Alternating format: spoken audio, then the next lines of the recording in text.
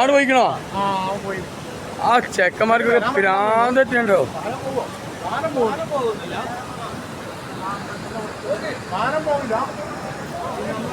ഭയങ്കര വെള്ളാട്ടോ.